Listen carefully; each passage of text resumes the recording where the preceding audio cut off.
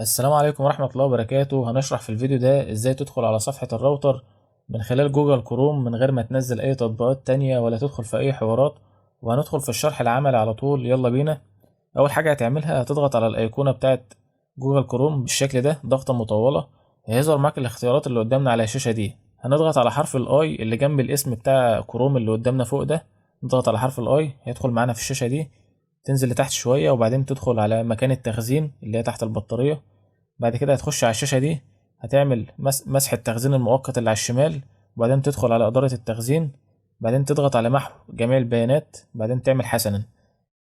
وبالخطوة دي نكون مسحنا الكاش بتاع برنامج جوجل كروم، عشان بس لو كان عندك فيه مشاكل قبل كده ولا حاجة احنا كده رجعناه يعتبر لضبط المصنع بتاعه يعني. بعد كده هنفتح جوجل كروم، هيفتح معانا بالشكل ده. هنضغط على القبول والمتابعة. بعد كده هيقول لك تحب تفتح بالاكونت بتاعك لو انت حاطط حساب جوجل. عايز تفتح بيه بتعمل نعم موافق، مش عايز هتعمل لا شكرا زي ما انا هعمل لا شكرا وخلاص. بعد كده هتضغط في الخانة بتاعة البحث اللي فوق ضغطة واحدة، ونبدأ نكتب 192.168.1.1. بعد كده هتضغط على السهم الأزرق اللي في اللوحة عشان يدخل على الصفحة. هنيجي نبص هو كده ما فتحش معانا. هنا بقى التركاية او الحركة اللي هنعملها عشان نخليه يفتح.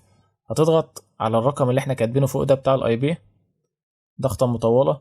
هيجيب لك الاختيارات اللي جاية دي. هتلاقي عندك على الشمال 3 اختيارات اللي هو بتاع المشاركة والقلم بتاع التعديل، واللي في النص دي بتاعة النسخ. هنضغط بقى على اللي في النص اللي هي بتاعة النسخ عشان ننسخ الاي بي. هتيجي تبص فوق اللوحة بتاعتك من تحت، هتلاقي مكتوب الاي بي فوق اللوحة على طول، مكتوب HTTP نقطتين وبعد كده العلامة المايلة دي مرتين وبعد كده مكتوب 192. هنضغط بقى على الاي بي اللي هو كاتبه فوق اللوحة ده، هنضغط عليه. بعد كده هيظهر معانا ايه الاي بي مكتوب فوق وشكله متغير عن اللي احنا كنا كاتبينه. احنا كنا كاتبين 192 على طول وبادئين، هو كتب لك دلوقتي قبلها HTTP. احنا بقى هنعمل برضو التركاية اللي تخلي الصفحة تفتح، لان لو دخلنا دلوقتي كده مش هتفتح.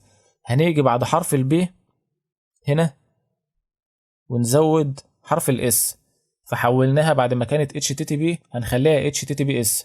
وبعد كده الرقم مكتوب جاهز معانا. بعد كده هنيجي في اللوحة ونضغط على السهم الازرق اللي في اللوحة ونعمل دخول. بعد كده هيظهر معانا الشاشة اللي جت قدامنا على الشاشة دي. هتلاقي عندك مكتوب تحت كلمة الرجوع اللي هي بالازرق الكبيرة دي، هتلاقي مكتوب تحتها كلمة الاعدادات المتقدمة. هنضغط على الاعدادات المتقدمة. هيظهر معاك بقى هنا في نص الشاشة فوق مكتوب متابعة الى 192.168.1.1 اللي هو الاي بي بتاع الراوتر. هنضغط بقى عليها اللي هي كلمة متابعة اللي في النص اللي بالازرق دي، هنضغط ضغط عليها. هتيجي تبص تلاقي الراوتر بتاعك فتح بالطريقة دي. وبكده نكون دخلنا على صفحة الراوتر، ونقدر نكتب بقى اليوزر والباسورد بتوعنا وندخل على الراوتر ونعدل ونغير الباسورد الواي فاي او اي حاجة احنا عايزين نعملها. وكده نكون دخلنا عليه من خلال جوجل كروم من غير ما ننزل اي حاجة. والطريقة دي حصرية، انا طبعا ما شفتهاش عند اي حد.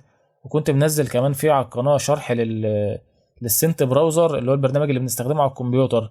وبرضه الناس اللي ما بيشتغلش معاها على الكمبيوتر هتعدل بس بعد ما بتكتب الاي بي هتيجي تبص تلاقي مكتوب HTTP، هتزود بس حرف الاس لو ما فتحش معاك.